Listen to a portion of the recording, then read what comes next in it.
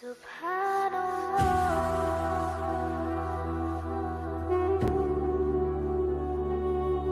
everyone, welcome back. We got some really thought-provoking stuff sent in, looking at financial wisdom, but from an Islamic perspective. Yeah. So that's what we're going to unpack in this deep dive, I guess you could call it. A deep dive, indeed. Yeah, and we want to try to really get to the heart of things, understand those key principles clearly and quickly without getting lost in the weeds. Absolutely. Clarity is key. Yeah, so today we're looking at, Islamic guidance on wealth and finances, right? And the really cool thing is we're going right to the source, using both the Qur'an, obviously. Yeah. A holy book of Islam. Right. And also the teachings of Prophet Muhammad, peace be upon him. And I think a lot of people know this as the Sunnah, right? Yes, the Sunnah. Now, for this deep dive, you were kind enough to give us a transcript from a YouTube talk by belalassaad. I thought it was super insightful. Very much so. And also, a written piece outlining some, key financial advice according to Islam. So A great found. yeah, excellent resources. And our goal here is to really extract those golden nuggets, those actionable insights. The practical takeaways. Yeah, exactly. And also, I think it's really important, to clear up some common misconceptions about wealth in Islam, because there are a few out there. And I think what we uncover here, you'll find that it's really balanced. And maybe even, I don't know, a little surprising. You might be surprised. Yeah, a few unexpected things in there. So let's just jump right into it. No time to waste. And I think the first question we really got to address is, can a Muslim actually be wealthy? This is where it all begins, There's this idea floating around that somehow being religious, particularly in Islam, means embracing poverty. Like you have to be poor to be a good Muslim. Right, exactly. But belalassaad, he addresses this head on in the talk, no ambiguity. He just comes right out and says, absolutely yes. So it's allowed. Not just allowed, it's more than that. Right. It's not just okay, fine, you can be wealthy, but yeah, there's more to it. There's this idea that wealth, when acquired and used properly, can be a real force for good. It's like a tool. A tool, a powerful one. Right. You can actually do more good in the world if you have those resources. I mean, think about it. You can support your family more effectively. Provide for them, educate them. You can contribute to, important community projects, things that really make a difference. And this is what shifts the focus, you see. It's not just about stacking up wealth for the sake of it. It's about empowerment. Empowerment, yes. Having the means to make a positive impact. So it's not the wealth itself, it's what you do with it. Precisely. And this idea is actually echoed both in the Qur'an and the Sunnah. The Sunnah, for those who might not be familiar, refers to the practices and sayings of the Prophet Muhammad, peace be upon him. And they both encourage resourcefulness, right? Absolutely. The emphasis isn't on whether you possess wealth, but on the methods you use to obtain it, and crucially, how you choose to utilize it. Okay, so that's really interesting, and I think it leads perfectly into the next big idea that both of these sources really highlight, which is this idea of prioritizing financial independence, and taking care of those who depend on you. A foundational principle. Like a bedrock, yeah. So what can you tell us about that? Well, belalassaad brings up a hadith, and it's a very significant one. It's found in both Bukhari and Muslim, two of the most authoritative collections of hadith. So it's a pretty solid source. Oh, absolutely. And in this hadith, the Prophet, peace be upon him, says, the giving hand is better than the receiving hand. Okay, so right away, there's this emphasis on being self-sufficient, on not relying on others. Exactly. You want to be in a position to give, not constantly in need of receiving. And then it gets even more specific, right? It's not just about giving in general. No, it's about where that giving starts. With your own people. Yes. The Prophet Muhammad, peace be upon him, makes it very clear. You start with your dependents, your spouse, your children, anyone else who relies on you for their livelihood. That's your first responsibility. Absolutely. Their well-being is paramount. And that's interesting because I think sometimes there's this idea that the best form of charity is just giving the largest amount you possibly can. But that's not necessarily true, is it? No. So what does the Prophet say about that? He explains that the most virtuous charity, the one that holds the most weight, is the one that comes from what you have left after you've taken care of your own needs. After you've paid for your housing, your food, ensured your family's security, set aside some savings, then whatever profit you have left over, that's where the best charity comes from. So it's not about depriving yourself. Not at all. It's about a balanced approach. And that's a really important point, because it means that taking care of your family, it's not just something you have to do. It's actually a form of charity itself. And the most commendable form at that so. Wow. That really changes the perspective, doesn't it? It does. It elevates the importance of fulfilling those family obligations. And it's not just something the Prophet said. This is backed up by the Qur'an too, right? Yes. Belalassaad mentions a specific verse, Surah 4, verse 9. It talks about the concern of leaving behind vulnerable children. So it's really about responsibility. Responsibility and planning for the future. And I think this verse is really important because it addresses this misconception that some people might have, this idea that, oh, I just need to trust in Allah's provision and everything will be fine. Right. Like you don't have to do anything yourself. Exactly. But the Qur'an is making it clear that that's not enough. You can't just sit back and expect things to magically fall into place. You have to make an effort. You have to work. But at the same time, you're trusting in Allah's plan. Yes.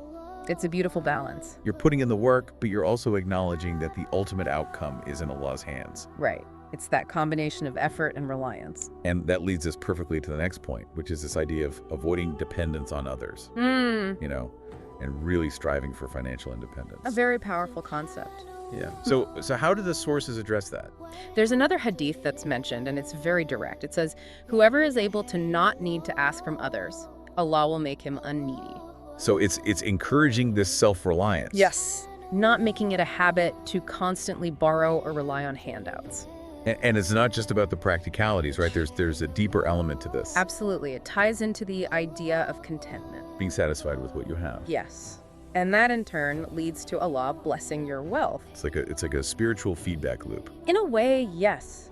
You're grateful for what you have, you strive to earn honestly, and Allah, in His infinite wisdom, blesses you with more. Okay, so now, belalassaad in his talk brings up something I thought was really interesting. He talks about this misconception that the Prophet Muhammad, peace be upon him, preferred poverty, or that he himself was poor. And that's a big one. A lot of people might assume that. Yeah, like if you want to be a good Muslim, you should be poor, following the Prophet's example. But it's crucial to understand the nuance here. While the Prophet Muhammad, peace be upon him, chose a simple life, you know, he wasn't advocating for poverty as a virtue in itself. It is more about humility, right? Exactly. He was setting an example of detachment from material possessions, focusing on the spiritual over the worldly. And he wasn't impoverished. No. In fact, he sought refuge from poverty. We see this in a dua, a supplication, that he would recite after every salah, you know, after every prayer. A very powerful dua. He would seek refuge from disbelief, from poverty, and from the punishment of the grave. And it's significant that poverty is mentioned alongside disbelief. Absolutely. Scholars explain that poverty can sometimes lead to desperation, you know? And that desperation, unfortunately, can lead people to compromise their dignity. To do things they wouldn't normally do. Right, like engaging in activities that are forbidden in Islam just to survive. In some extreme cases, it can even lead to, you know, acts of disbelief or ingratitude towards Allah. So poverty isn't just about a lack of money. It can have these deeper spiritual consequences. It highlights the interconnectedness of our spiritual and material well-being. And there's another dua that's mentioned where the Prophet seeks refuge from worries, from sadness, from incapacitation, laziness, cowardice, stinginess, overwhelming debt, and the power of men. A very comprehensive dua. Yeah, it's like it covers all these aspects of well-being, you know, not just physical, but also emotional and spiritual. And it shows that in Islam, financial stability is very much linked to your overall well-being. It's not just a separate thing. Right, it's all interconnected. So to further emphasize that point, you know, that wealth and being a good Muslim aren't mutually exclusive, our sources bring up the example of Uthman ibn Affan, may Allah be pleased with him. A very prominent companion of the Prophet. And he was very wealthy, right? Extremely wealthy, and he used his wealth extensively for the benefit of the Muslim community. He was known for his generosity. His contributions were immense. It's a clear demonstration that you can be both wealthy and a devout practicing Muslim. But to provide balance, we also have the story of Sa'd ibn Abi Waqqas, may Allah be pleased with him. And he wanted to donate a huge chunk of his wealth to charity, right? Yes. He was a very pious man, and he wanted to give most of his wealth away. But the Prophet actually advised him against it. He did. He told him not to give more than a third. Wow. And the reason is important. The Prophet emphasized that leaving your family financially secure, so they wouldn't have to beg from others, that's more beloved to Allah than leaving them in a situation where they might have to rely on charity. That's a powerful statement. It is. It shows the importance of balance and responsibility. So it all comes back to that initial point, taking care of your family first. Yes, it's a recurring theme. Okay, so moving on. The written piece you provided then introduces this really fundamental principle, earning a lawful income or halal income. A cornerstone of Islamic finance. Like the absolute foundation, right? You can't build anything without it. Exactly. And the Qur'an is very clear about this. Surah 2, verse 1 and 880, it forbids consuming one another's wealth unjustly. So any dishonest means of earning money, that's out. Bribery, fraud, cheating, all of that is strictly prohibited. And there's a hadith from Barakah that states that seeking halal income is an obligation after prayer. So it's not just a good idea, it's a religious duty. It's like it elevates the importance of honest work. It's a form of worship in itself. And following that is the very strong prohibition against dealing with interest, or Riba, as it's known in Arabic. A core principle of Islamic finance. And this is one where Islamic finance really differs from conventional financial systems. It's a major point of divergence. The Quran in Surah 2, verse 275 is unequivocal. It says, Allah has permitted trade and has forbidden interest. So no ifs, ands, or buts about it. And the reason for this is that interest is seen as inherently exploitative. It creates inequality. Yes. The rich get richer at the expense of the poor. So instead of interest, what does Islamic finance encourage? It promotes things like profit sharing. So instead of just lending money and charging interest, you become a partner in the venture. Exactly. You share in both the profits and the losses. So it's more equitable. It's about partnership and shared risk. And then there's the emphasis on generosity and charity, both sadaqah, which is voluntary charity, and zakah, which is obligatory. Zakah is one of the 5 pillars of Islam, a fundamental pillar. It's a big deal. And the Quran connects it directly to prayer, right? Yes. In Surah 2, verse 110, it talks about establishing prayer and giving zakah. So it's not just a suggestion, it's part and parcel of being a Muslim. It's a core obligation. And zakah is more than just giving money away, right? Absolutely. It's about purifying your wealth. It's like a spiritual cleansing. And it's also about supporting the community, helping those in need. So it's a practical and a spiritual act. It addresses both material and spiritual needs. And there's this amazing hadith in Muslim that says, charity doesn't decrease wealth. A very powerful concept. You would think giving money away, you'd have less, right? But the idea is that giving actually increases your wealth in a spiritual sense. It reflects the abundance mindset that Islam promotes. And then we have this principle of moderation and avoiding wastefulness. A universal value, but with a very specific Islamic framework. It's not just about being frugal, it's deeper than that. The Quran in Surah 17, verse 27 actually says, the wasteful are brothers of the devils. Wow, that's a pretty strong statement. It emphasizes the gravity of wasting resources. And the Prophet Muhammad, peace be upon him, his own life exemplifies this. He lived simply, even when he had access to wealth. He set the example. His actions speak louder than words. Then there's this crucial concept of trustworthiness in business. An absolute cornerstone. The Prophet Muhammad, peace be upon him, he was known as Al-Amin, which means the trustworthy. Even before he became a prophet, he was known for his honesty. His reputation preceded him. And there's a hadith in Tirmidhi that says the honest and trustworthy merchant will be in the company of the prophets, the truthful, and the martyrs. That's some pretty high company. So trustworthiness in business, it's not just good practice, it's a pathway to spiritual elevation. It's intrinsically linked to your standing with Allah. Okay, so moving on, we then see this warning against greed and becoming too attached to wealth. A very timely reminder. It's natural to enjoy wealth, to want to have nice things. The Quran acknowledges this. Surah 18, verse 46, describes wealth and children as adornments of this worldly life. So they're not bad in themselves. Not at all. But they shouldn't become our ultimate focus. We should become obsessed with them. Exactly. And the Prophet Muhammad, peace be upon him, he clarifies this beautifully. He says that true richness is the richness of the soul. Contentment. Contentment, that's where true wealth lies. Not in the size of your bank account. It's about inner peace and gratitude. Now, belalassaad, he makes a really important point about seeking knowledge. specifically in financial matters. It's not enough to just have good intentions. You have to be informed. You have to know what's halal, what's permissible, and what's haram, what's forbidden in the realm of finance. So you need to do your research. Consult with scholars, read Islamic literature. And this includes understanding your financial obligations, like zakah. You can't fulfill your duties if you don't know what they are. Right. Knowledge is power, as they say. Informed action is key. Okay, so both of our sources really emphasize this idea that wealth is a test. Not a measure of your worth. It's so easy to fall into that trap, right? Yeah. To think that the more money you have, the better you are. But Islam doesn't see it that way. What matters is your obedience to Allah, your worship, your character. Your wealth can fluctuate, but those qualities are what define you. And both wealth and poverty can be tests. They are both trials in different ways. Belalassaad brings up a Quranic verse that talks about how abundance can lead to heedlessness. So there's a potential danger there. But he clarifies that it's not wealth itself that's the problem, it's the attitude towards it.